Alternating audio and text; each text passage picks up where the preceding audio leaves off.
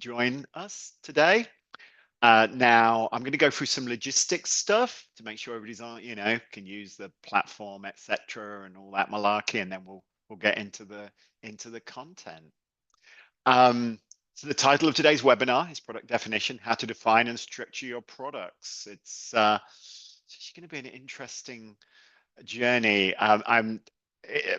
To actually develop this webinar and the content, I spent a bit of time talking to a few large organizations that have gone through this journey, and two large organizations that have gone through this journey, and some of their observations and experiences I'll share with you without saying who they are, because some of those experiences aren't necessarily as positive as they could be. So we can learn from their opportunities, as it were. So, but before we get into the content for today's webinar, a couple of things, three things, I guess.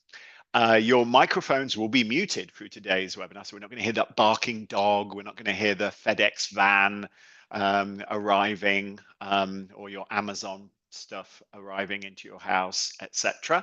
You will be muted. This is going to be recorded. It is being recorded, actually. In fact, this is a recording, maybe if you're listening to the recording.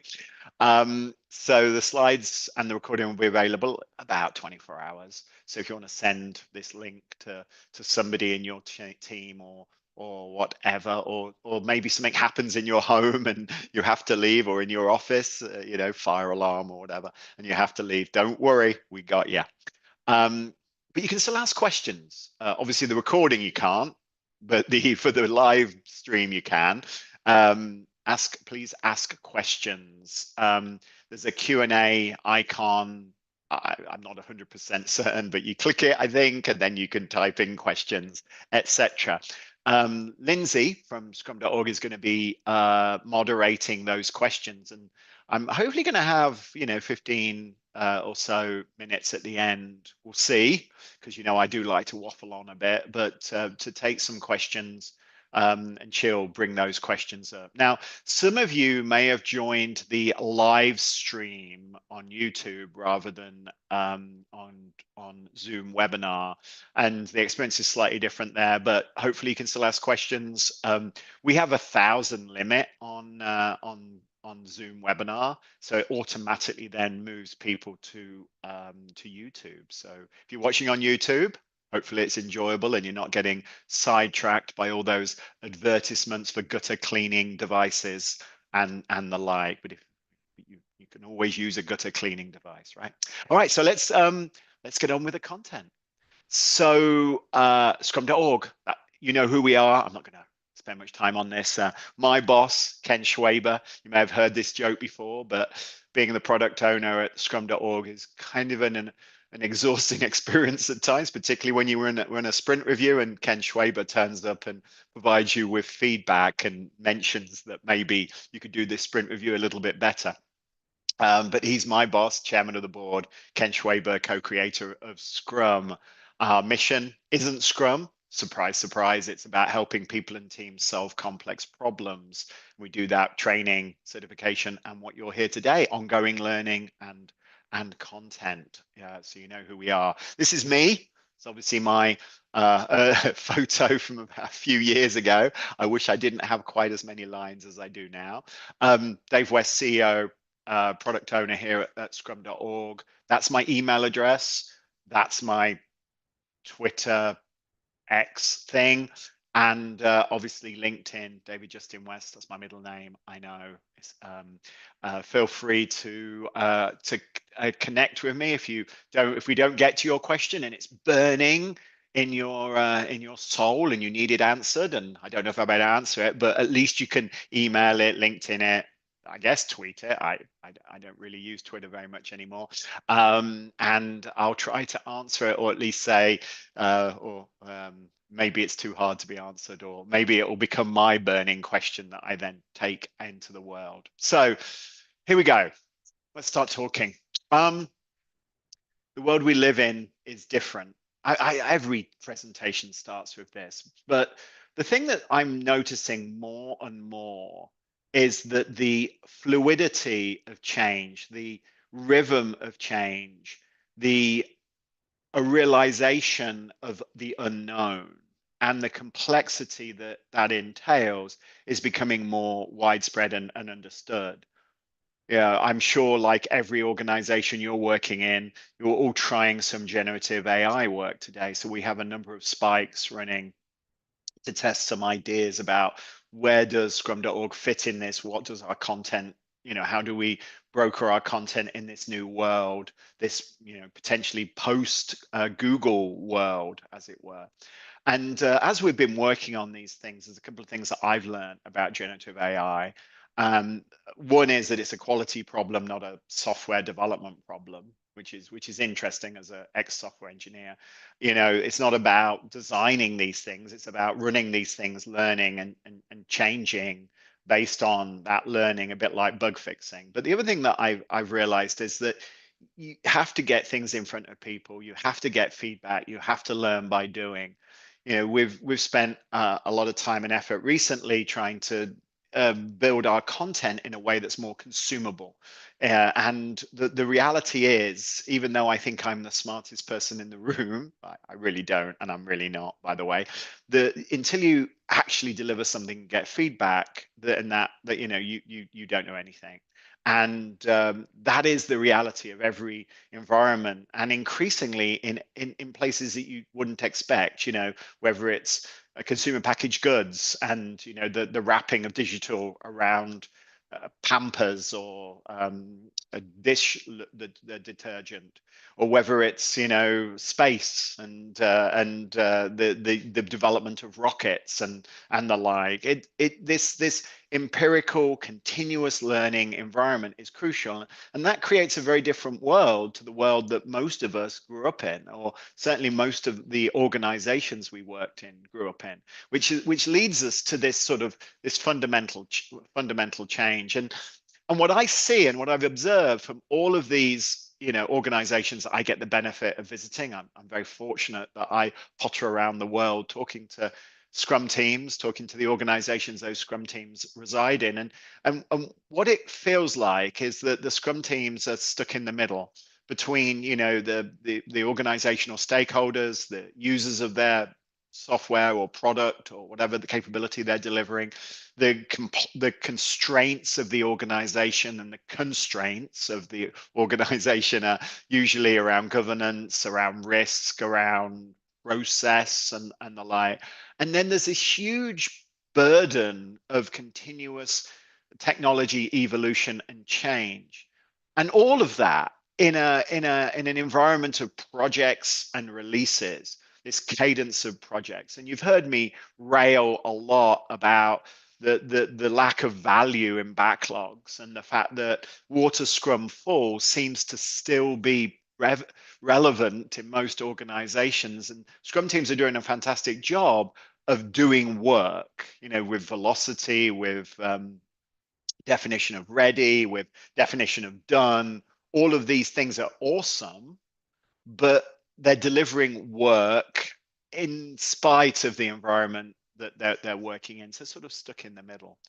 And so maybe some of you attended the Agile Product Operating Model and Evidence-Based Approach webinar that I delivered a little while back. I've actually updated it. If you want to see the new version, it's on the website. I've improved it a few times after delivering it a lot. But I talked a lot about the importance of product as a way, as an abstraction. Realistically, it is an abstraction, right? An abstraction that allows us to effectively manage this complexity. In two levels, though. Not only does it provide opportunity, as I say there, but it also provides some level of sanity in an organization that perhaps isn't as sane as you would like it. In terms of a portfolio of products that serve your business and customers, so a clear clarity of the capabilities that your organization provides to the outside world. Now, if this is an IT organization, their IT systems. If it's bigger than that and a business and IT integrated organization, then it's something a little bit bigger. But it's ultimately that catalog of capabilities in a structured way. Each product has a clear value, cost, a clear understanding of who the users are, stakeholders are, and the boundary.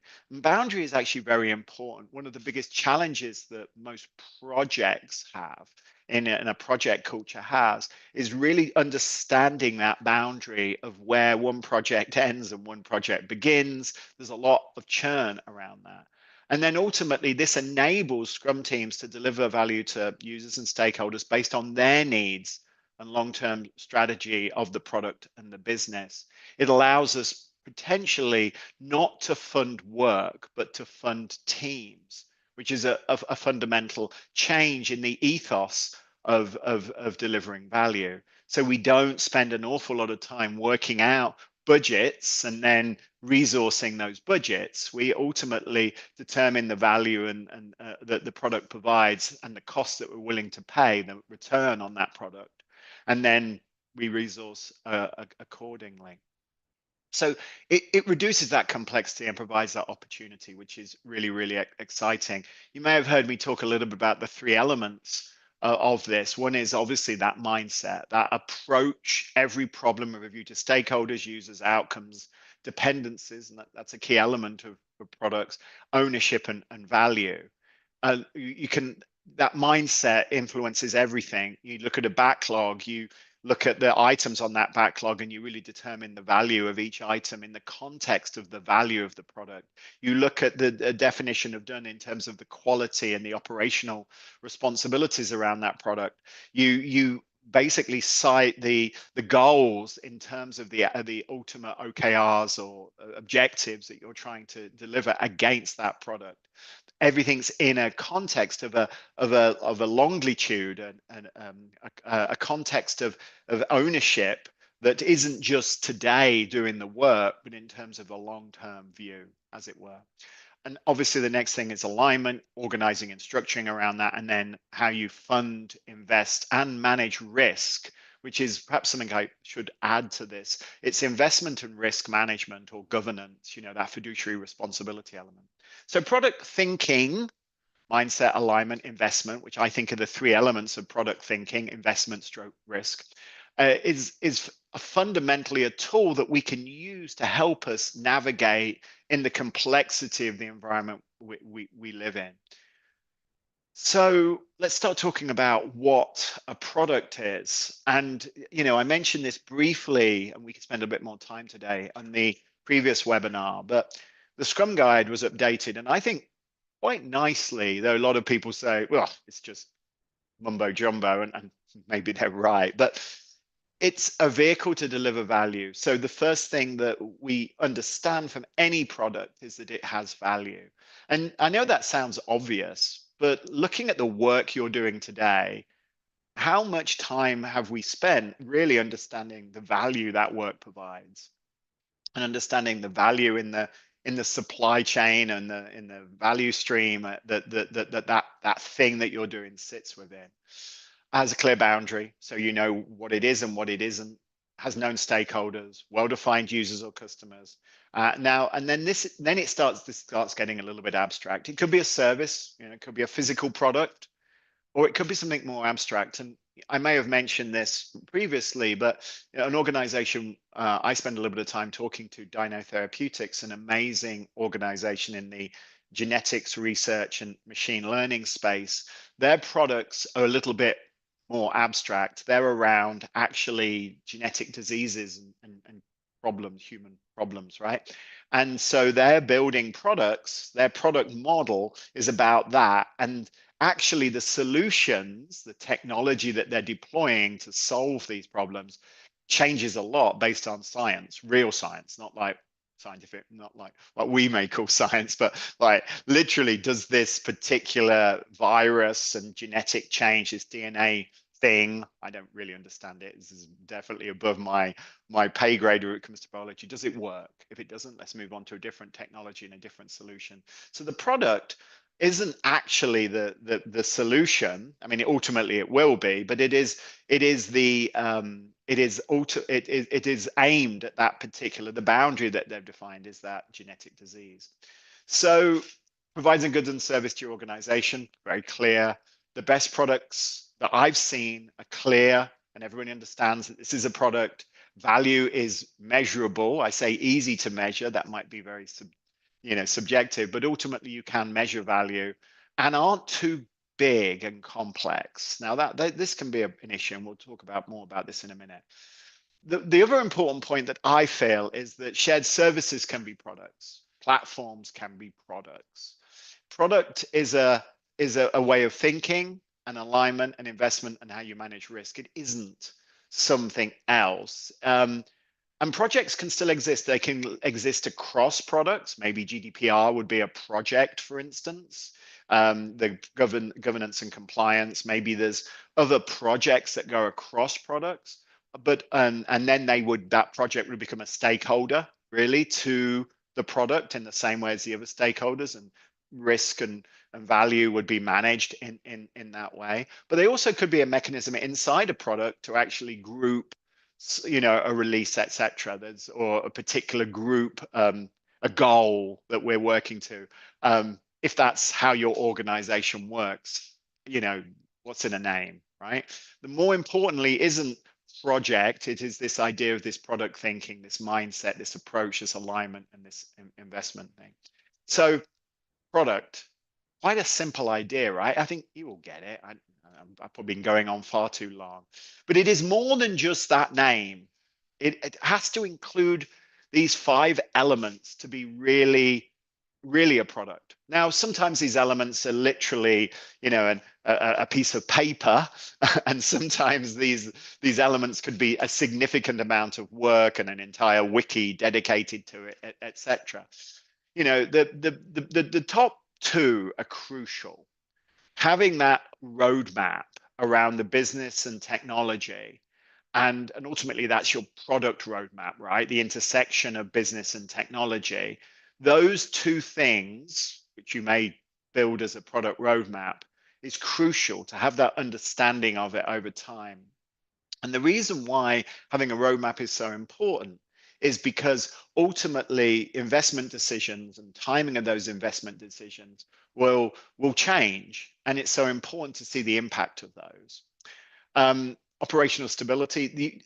A product has to have an availability. It has to have some level of service. And these are sometimes things that we used to call them non-functional requirements when we were building software, right? But these are crucial, and they need to be transparent and visible. Governance and flow. We need to know who can change it, who's responsible for it, who's in charge of it, who controls the budget, who controls the risk, who do we have to make sure signs it off before we release it. That information also needs to be transparent. And interestingly, it's something that kind of just happens by osmosis in organizations or by accident sometimes. Having a real clear understanding of who's in charge is crucial. And then, of course, if it's going to be sustainable over a period of time, that's economic stability, sustainability, that's the word I was looking for, has to be clearly visible and described. Now, as I said, this doesn't have to be a huge undertaking, but just spend a little bit of time if you're working on a product to expose these things to your teammates and to your stakeholders, because that clarity can really help drive a product. And help you make decisions about the backlog and other things. The other thing that's really interesting is what product gives us is this clarity of choice. It gives us the ability to make choices around the business model. How's the product being used if it's an internal product?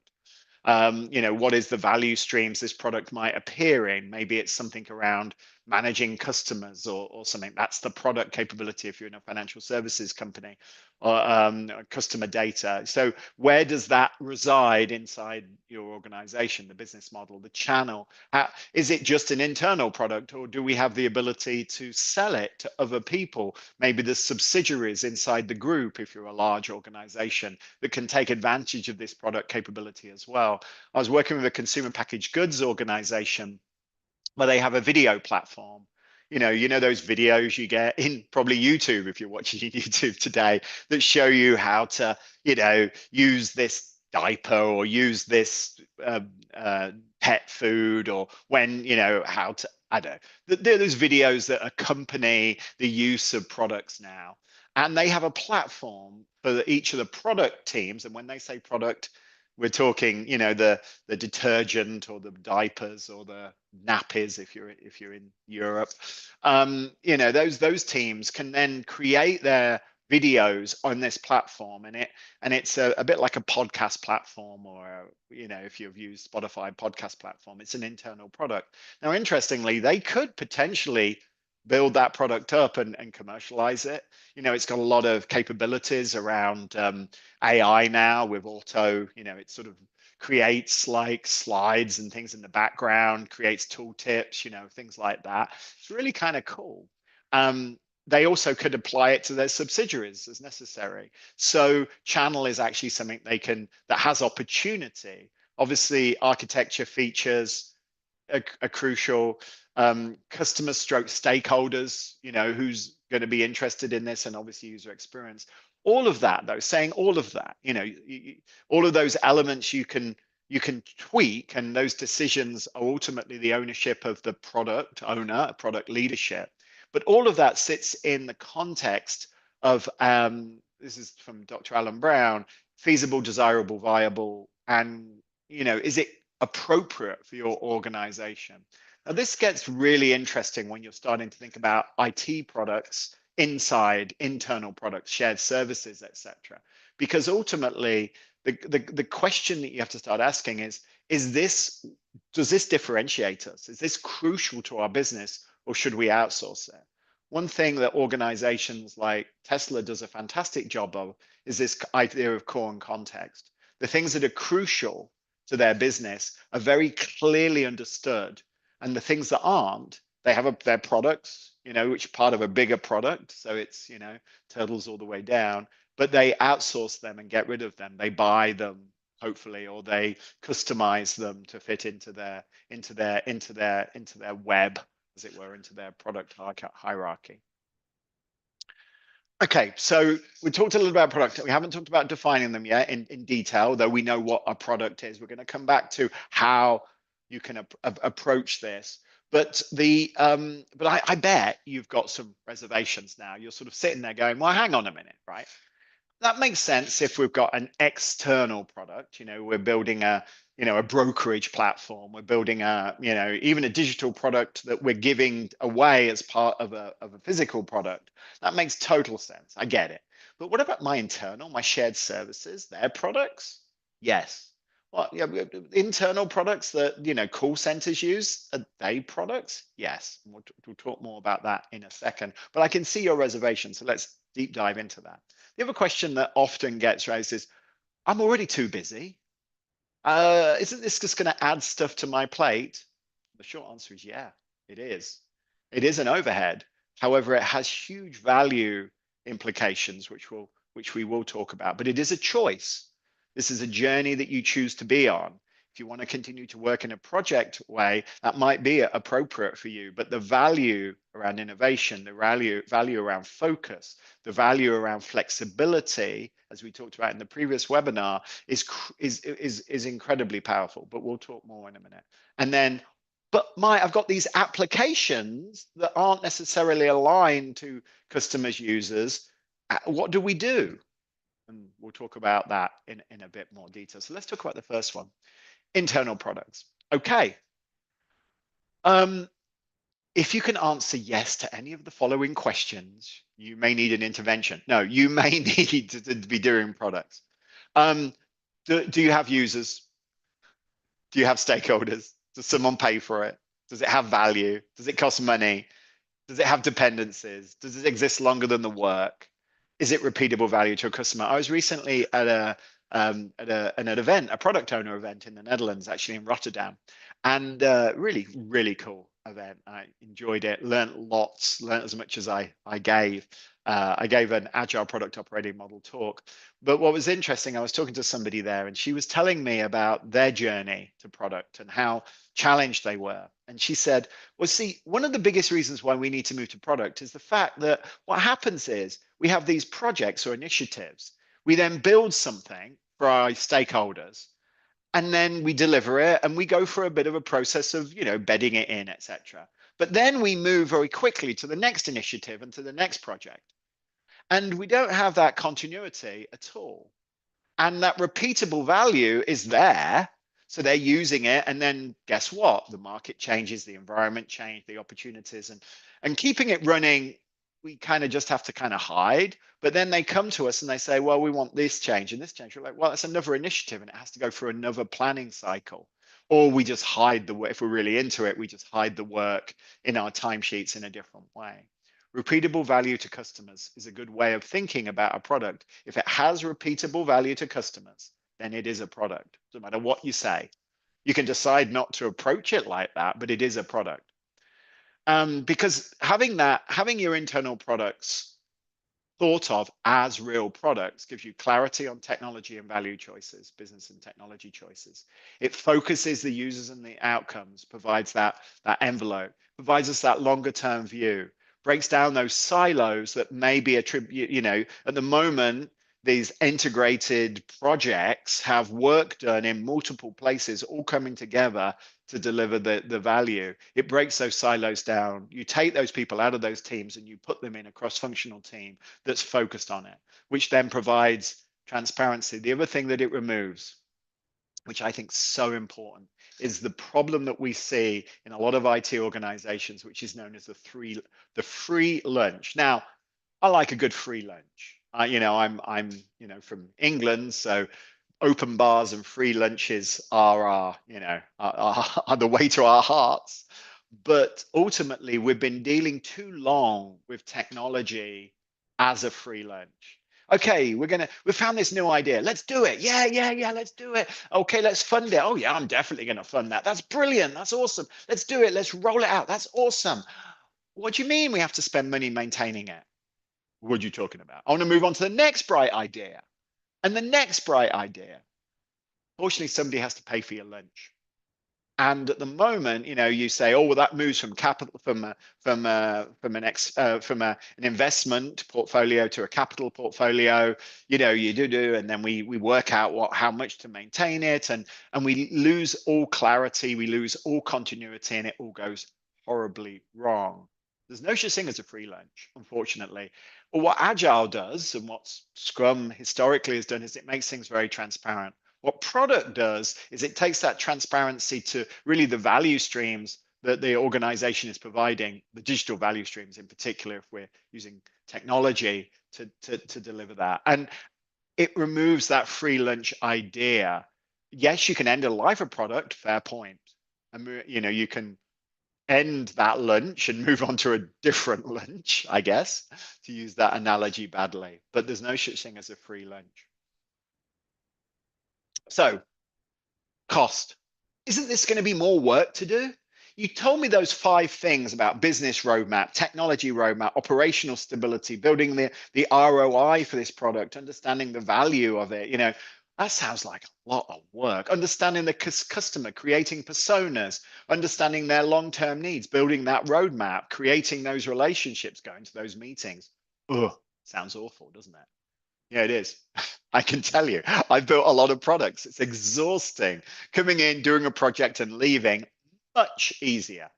But the reality is we don't do that today. We end up getting pulled in, and that's the reason why if you look at your schedule today, your Outlook calendar or your Google calendar, you've got like all these meetings, right?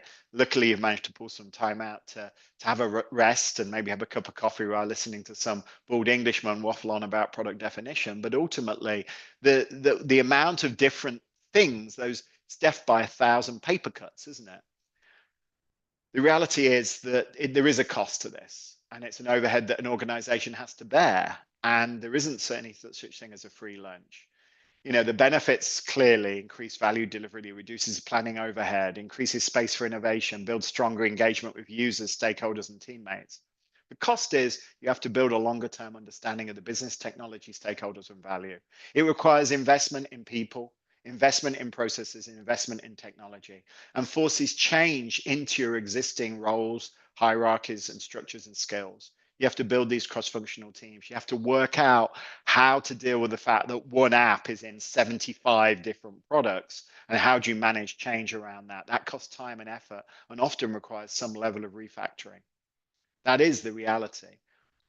But there seems to be material impact. This is from a McKinsey study called the bottom line benefits of the product operating model.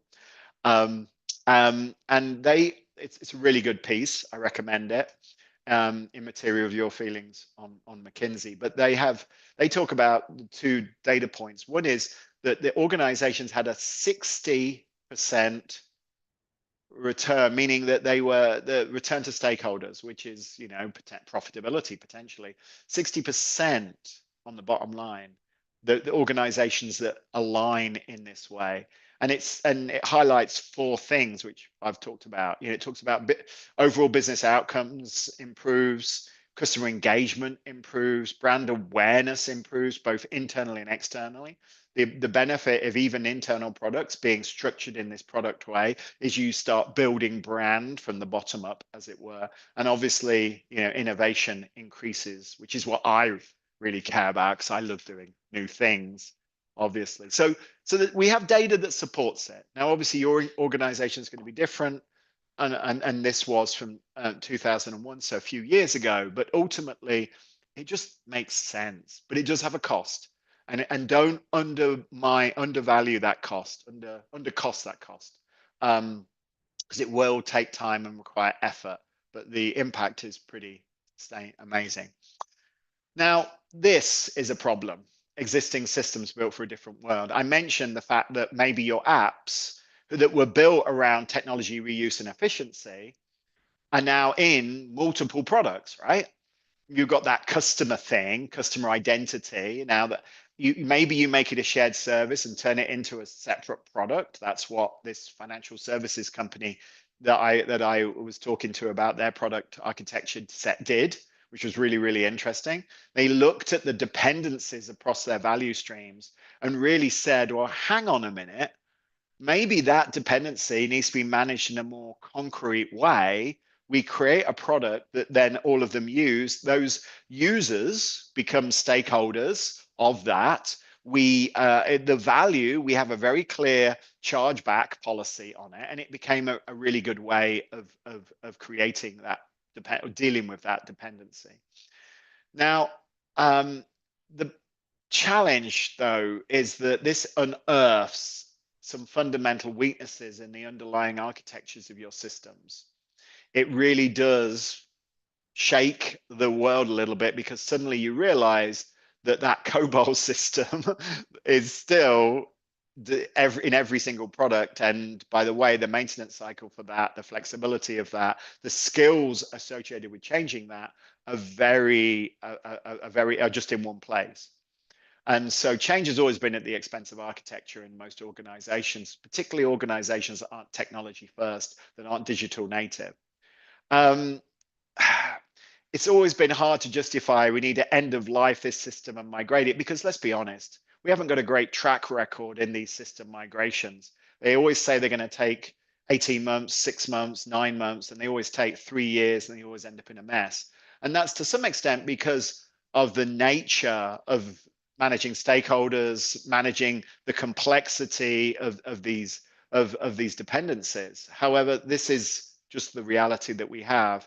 And of course, leadership time horizons, the CIO, 3-year CIO cycle, is hard to spend time, it's in the system cycle, which is much longer. They sort of have a friction point against each other, which creates this, ultimately this disconnect. So there's no real simple answer to this. Internal open source, the idea of primary committers, the idea of if you've got a system like that mainframe system that only a few people can maintain, instead of allowing them to maintain it, actually empower multiple people to maintain it and have them helping those people do that change to make sure that you grow the flexibility around it with a view to long-termly migrating away from it, maybe one product at a time. That could be a crazy ass idea. products give us that mechanism to do that change. The other thing that's interesting is around technical debt. And recently, if any of you use Sonos, you're very aware of what happens with debt. Many of the underlying systems and architectures and applications that our products are now dependent on have a significant amount of technical debt. Now, going forward, we now have a mechanism through product roadmap, through the technology element of the product roadmap, the technology roadmap, to clearly identify and show how we're managing that debt over time. Also, by having a clear understanding of the customers and their needs, we can actually manage debt in the same way as we manage all features, trade-offs and decisions. Because we have longitude away from that project model, we have that longitude view, it gives us the ability to effectively manage that. Now, the reason why I'm putting the Sonos example up is because that's ultimately what they've had to do at Sonos. Somebody's interested, really interesting article in Arts Technica, which talks about how ultimately they didn't manage technical debt effectively. It grew and grew and grew and grew until they ended up adding one little straw, which was the new headphones to it, and everything collapsed. And that is what can happen when you don't actively manage technical debt in the context of a broader product decision model, which obviously the portfolio gives us that view. So there is, and your product approach is going to expose the debt that's in your systems. But the great thing about that is, particularly if you work for an organization that's on the right path, is that by exposing it, it gives us the ability to fix it, which is interesting. All right, so let's actually talk about, oh my gosh, I've been waffling on, and I apologize. But let's talk about how we then define our products. Now, this is where all the literature and all the stuff you see tends to talk about products from an external point of view. You're creating a software product, you're creating a canvas that describes it. You've got a lean canvas or a business canvas. You then use that to determine the key differentiators and capabilities which you then bring into your product thing. It's much harder when you've got internal products. So I always start with a value stream, and the most simple is the customer value stream, or an internal user value stream becomes a product. One-to-one mapping. Shared services become a product, which then those value streams may depend on. And then over time, you optimize those value streams, reducing dependencies and understanding what things you should be building, maintaining, and creating, and which things you can bring in from an external part or maybe end of life, etc. It's a very simple approach for doing this, and it works really, really well. However, you have to have the right people in the room. You have to have the right access to them, to understanding that broader context. It's very hard to do that in one Scrum team. You have to do that across the whole portfolio. And the reality is probably a little bit more complex than this. You've got the customer value streams, business processes. They then have a series of capabilities, and then the applications serve those capabilities. And when you look at this, ideally, you would love to build products around your customer value streams, take the shared services like maybe security as an example, single sign-on and the like. Maybe customer is another example. Maybe there's some fulfillment, that's another example. And they become shared services, which themselves become products. That would be an ideal solution, but it's going to always be a series of trade-offs. The first product model is not going to be the final product model. In fact, the financial services company I was talking to, they're on their second round of doing this. And what they've found, the first models were definitely a combination of value streams, capabilities, and applications. Shared services actually turns out to be the easiest to migrate and turn into a real product and build a team around. How bizarre is that? And you need to then start thinking about what are your investment decisions going forward. There isn't such thing as a free lunch.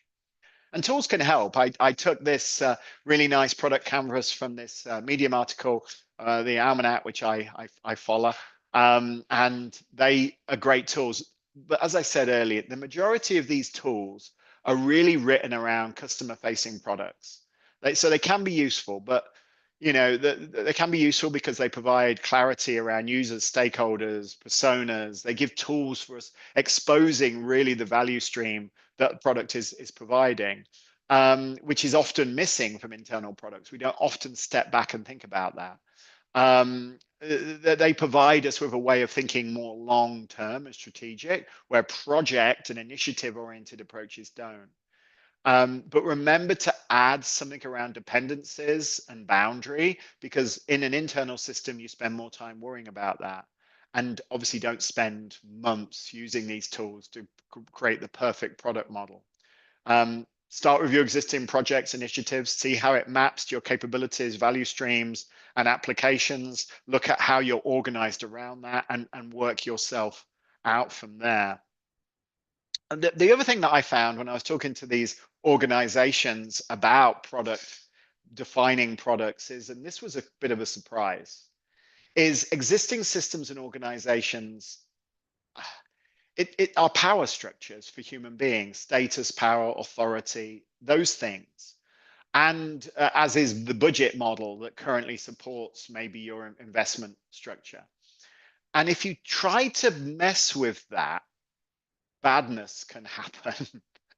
And so what you need to be very cognizant of is, how does this impact the human beings that are involved in this process?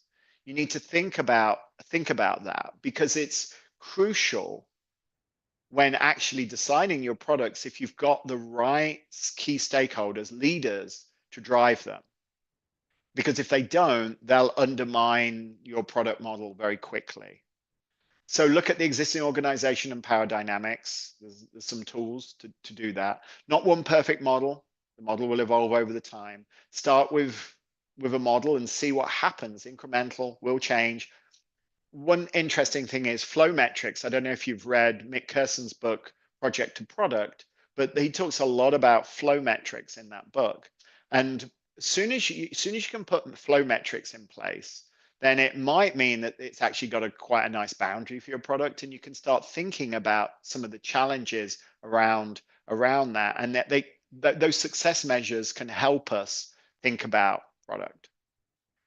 So if I was really bringing it all together to think about what is the definition in an existing organization that's doing projects at the moment, that's got technology and applications, that has an organization in flight, so not a greenfield environment, what I would use is I'd look at all of that.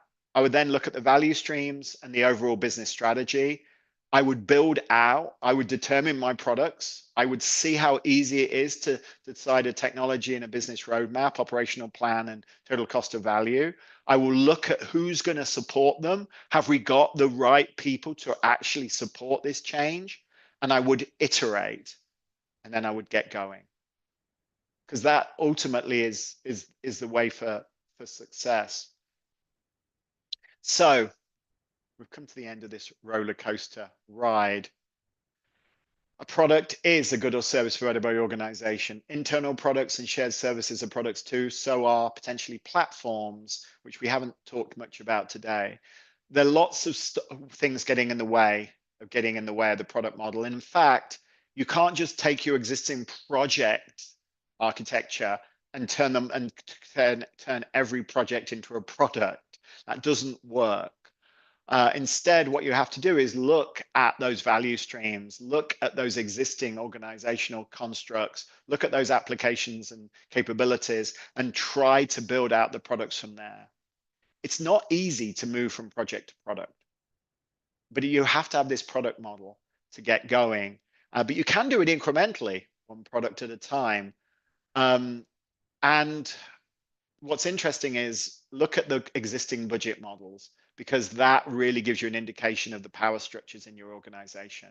Because if you don't consider that, you are potentially going to run into lots of problems.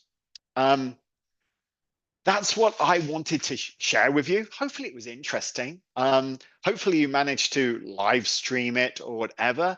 And thank you for taking the time out of your day. We've got 10 minutes or so for some questions.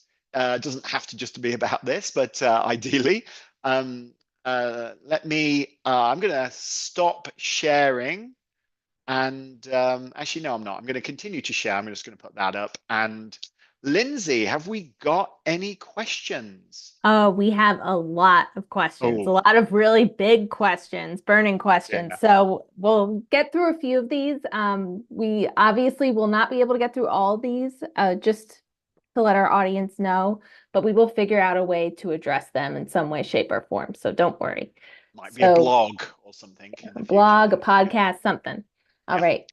So this question here. So where is the best place to start when steering a team, a group, or even an organization toward a product-centric way of working? Is it better to start from the bottom up, top down, or everything in between? Yeah. And they also asked about tackling the challenges the leadership team may face in their understanding of product, Scrum, Agile, etc. Okay, gosh, that was a big question. I had to make some notes as well. I just said because I'll forget the second part of the question. So, so should it be top down? Should it be bottom up? Should it be middle out? So my experience is it has to be top down. Now, don't get me wrong, you have to have support inside the teams and the like, but ultimately you have to look at the portfolio of all the stuff you're doing in your organization and you have to ring fence a bit of it. So we're just starting movement to product, right? You ring fence a bit and say, this is a product. This has clear clarity. This has a clear boundary. This is, our stakeholders are on board for investing in it in this way. We have a clear understanding of the users, or maybe not a clear understanding, but we know there's some users for it. We've got maybe a technology roadmap wouldn't be impossible. It's got some longevity. The business love it, so they're invested in it. Let's start there. Then we form a team around it, and then we get going and see what happens. And looking at and then this is where Scrum Mastery or delivery management becomes really crucial, because you're looking at the impediments that get in the way of this team to effectively deliver incremental change and value against this product is crucial. And those problems, those impediments, undermine the operating model for that product and the teams that are involved in it. So those become escalated. You then look at things like incentives, organization structures, skills, competencies, et cetera, et cetera. Access to data, governance, control, risk management, all of the things that can impede the ability to rapidly deliver capabilities to our users in support of our stakeholders. So get going. It has to be top down, really. And I know that's really disappointing, because it means that ultimately it requires some strategic choices to be made, which is always a challenge in any organization. I get you. The one thing though I would say, and then I'll talk a little about leadership in a second, is if you're in an environment that isn't really very producty, and that your backlog is a cacophony of features, of project requests, and maybe you're supporting 57 different apps, and there are these value streams somewhere in the model, but they're not there. So at the very least, what I would do is I would sit down and look at that backlog and frame it to be more outcome centric, frame it to be thinking about the user more, frame it to be around value, and then go to the stakeholders and start thinking about the goals, strategic goals, and how that fits, and start escalating some of the challenges around technical debt and some of the and flow metrics can be a great way of highlighting technical debt issues, particularly cost of change or how long it takes to make changes, making sure. So you start, even though you're not a product team, you start using some of the tools that a product team would use to make things visible, and that can be incredibly helpful. The second part of the question is, and hopefully that answers some of it, is around leadership. How do you get them bought into this process? How do you get them part of this? So frankly, and this is going to be again a little bit disappointing and depressing, and I do apologize. I'm usually very upbeat, but there has to be a reason for this.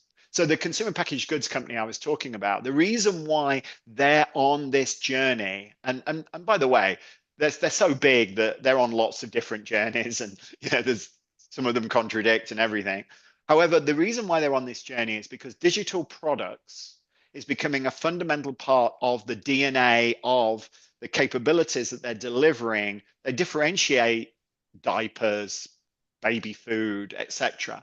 That engagement with users, that connection, that digital footprint is a differentiator. So they need an organization that can rapidly deliver value, and the relationship, the pain that they suffer from a decoupling the business, their physical product business, and their digital product business, has actually led them to move towards the building an integrated product, agile product operating model. And we're trying to encourage them to be evidence based. So there needs to be a reason for the change.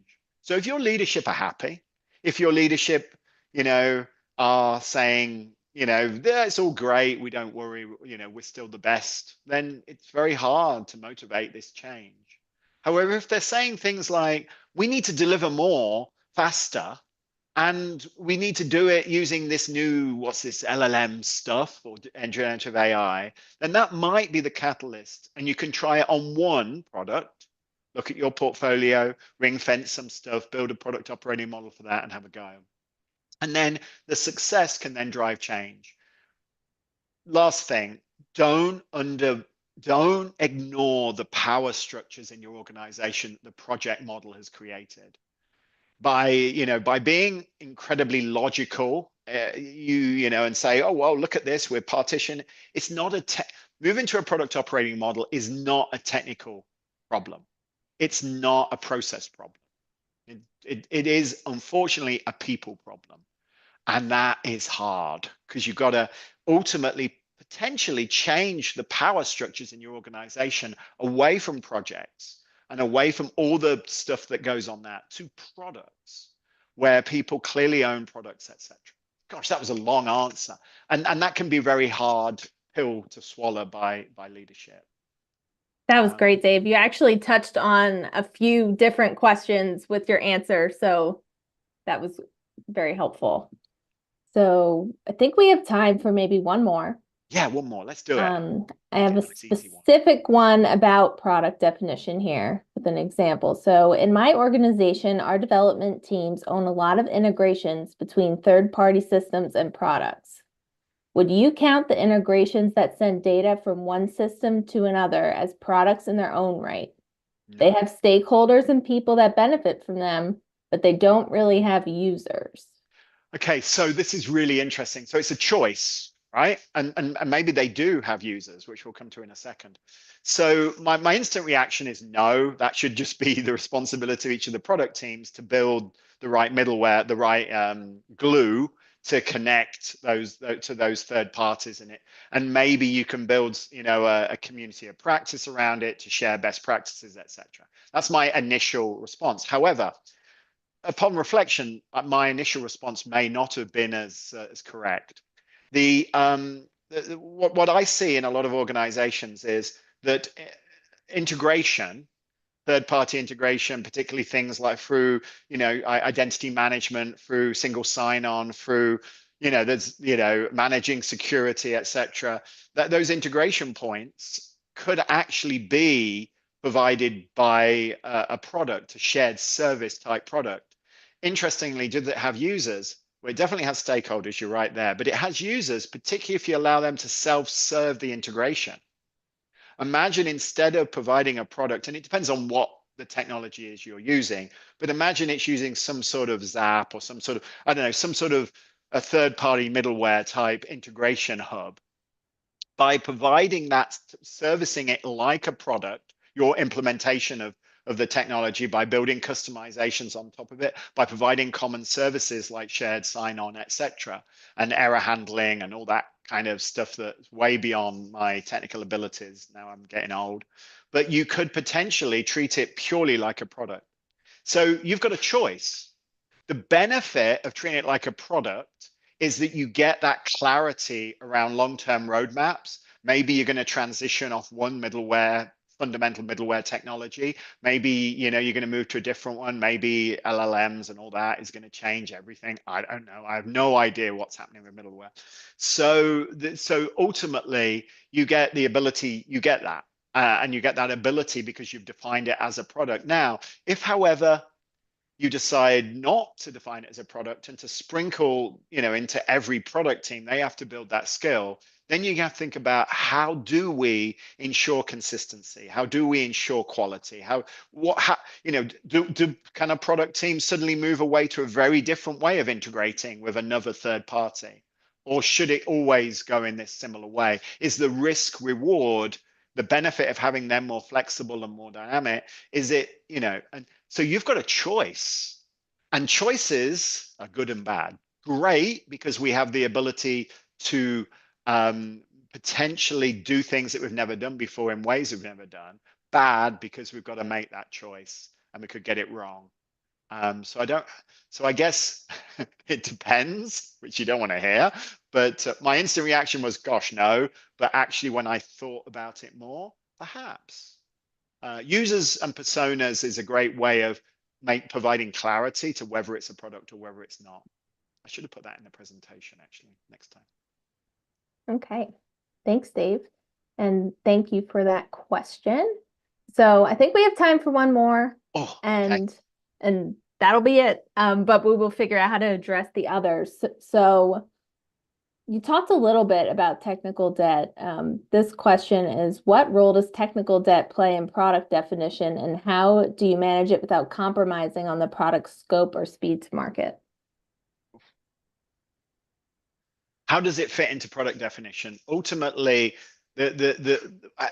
understanding that your product, your underlying infrastructure, architecture, etc., has a large amount of debt, factors into the ROI and the cost of running this, and may help you make decisions about whether we end of life that product and bring in another product. It is possible that you end up using the process of defining products as a mechanism to actually modernize certain elements of your architecture and certain elements of your product stack, whilst allowing projects to maintain that in the short term. So that's one way I've seen it impact product definition.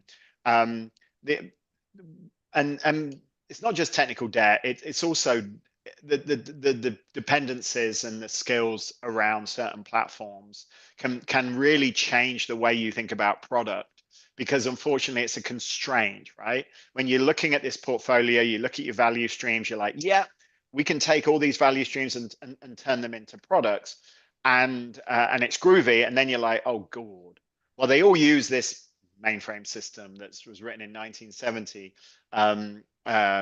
Though used to be a mainframe developer, so one day I may do it again. You can apparently earn a lot of money. Anyway, but well, then how do we build a cross-functional team? There's only Bob and John that can do any of this stuff, and it really can undermine. Oh, could we make it a shared service? Could we make it a product itself and just have one team that does that as we migrate away from it? Is there a way of maybe building a facade on top of it and then creating that?